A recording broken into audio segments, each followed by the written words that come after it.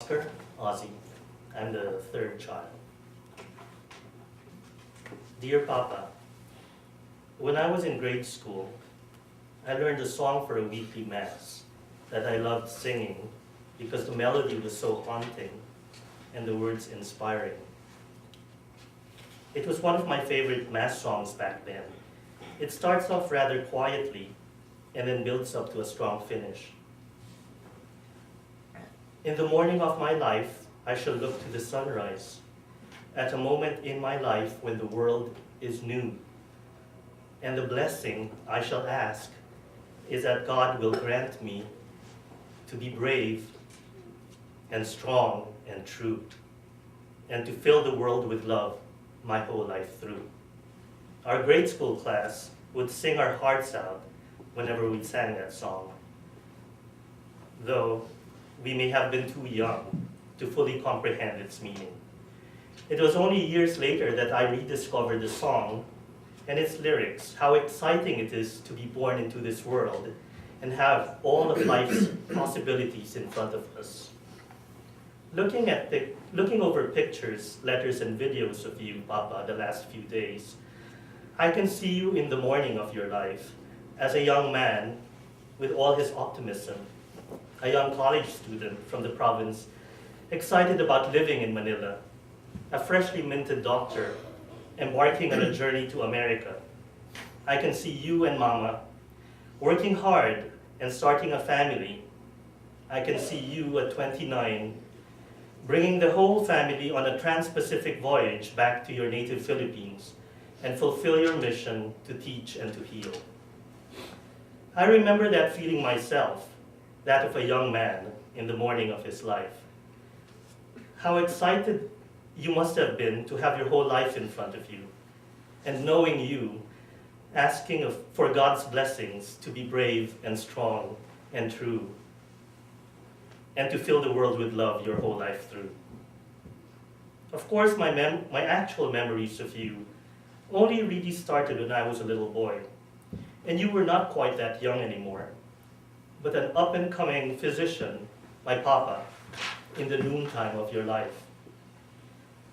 Life's possibilities were still exciting, but were now real and concrete.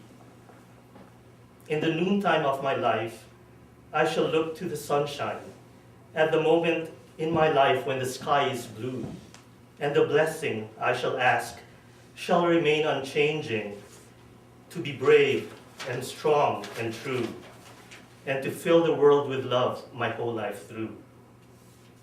I always admired your integrity. You were always true to yourself.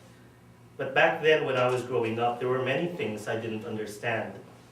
I did not understand why we would have to drop by the hospital for your quick morning rounds on your patients before we went on a family vacation, or why we had to hang out in your office before we went to see a movie.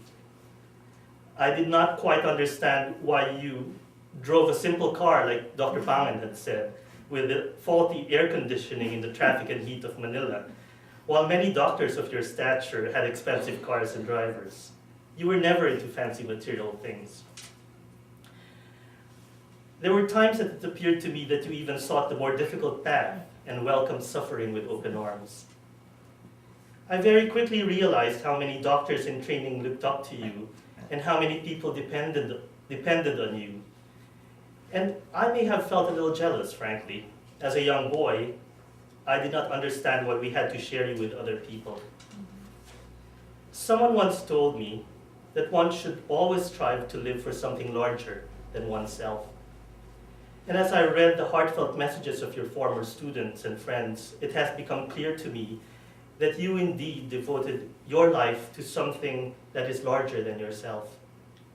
I feel comforted knowing that you have touched so many lives and made a difference in the world.